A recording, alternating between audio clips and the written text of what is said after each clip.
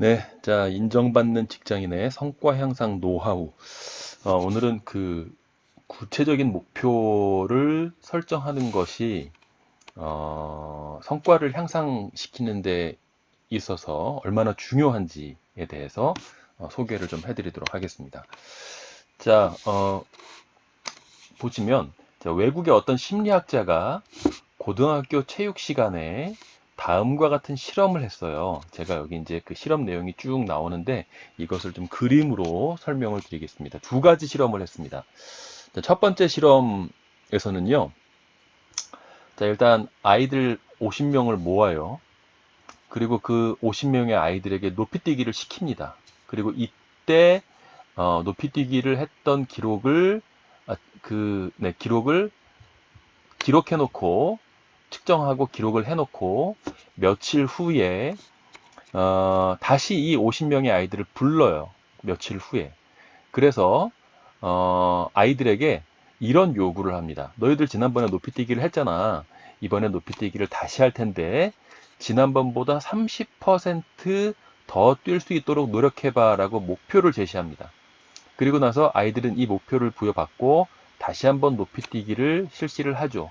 자, 이렇게 두 번에 걸친 높이뛰기를 실시해서 두 번째 높이뛰기를 실시했던 그 결과를 보니까 총 50명 중에 25명이 지난번 이 1차 때보다 30% 이상 더 높이 뛰었다라고 하는 그런 결과를 볼 수가 있었습니다. 자, 그리고 또 다른 시험을 합니다. 또 다른 시험. 실험 두 번째입니다. 아이들 50명을 모아놓는 것은 이 실험 1과 동일해요. 그리고 높이뛰기를 실시하는 것도 동일합니다. 그리고 그 기록을 측정해서 기록을 해놓고 며칠 후에 이 아이들을 모아놓고 이 아이들에게도 목표를 제시하는데 실험 1에서는 지난번보다 30% 이상이라고 하는 구체적인 목표를 제시한 반면에 실험 2에서는 그냥 지난번보다 높이라고 하는 애매한 그런 목표를 제시를 하게 됩니다. 그래서 이 목표를 부여받고 지난번보다 더 높이 뛰어라 라고 하는 그런 목표를 부여받고 아이들은 높이 뛰기를 실시를 하죠. 자, 그래서 이 2차 결과를 보니까 이게 1차 시도, 2차 시도를 보니까 총 50명 중에서 15명만 지난번보다 30% 이상 더 뛴 거예요. 이렇게 실험 1과 실험 2를 두 번을 실험을 진행을 했습니다. 자, 여기서 보시면 그리고 참 이 아이들에게 질문을 또 한 번 합니다. 그러니까 누구에게 질문하냐면 지난번보다 30% 이상 뛴 실험 1에서의 25명 그리고 지난번보다 30% 이상 뛴 실험 2에서의 15명에게 질문을 합니다. 얘네들에게 질문을 해요.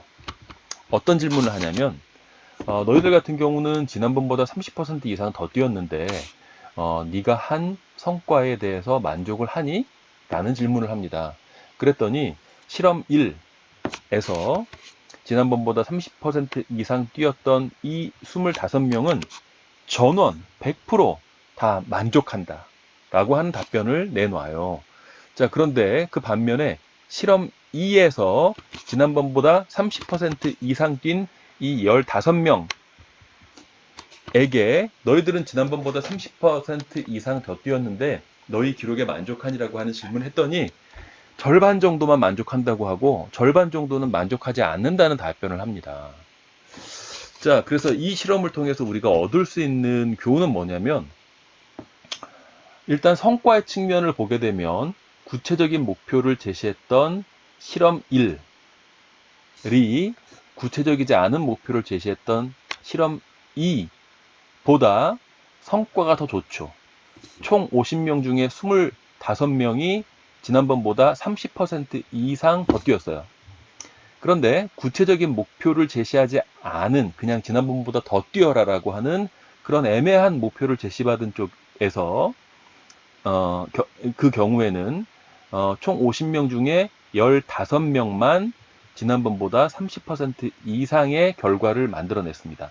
여기는 25명, 여기는 15명. 이쪽이 성과가 더 좋죠. 구체적인 목표를 제시한 쪽이 성과가 더 좋았어요.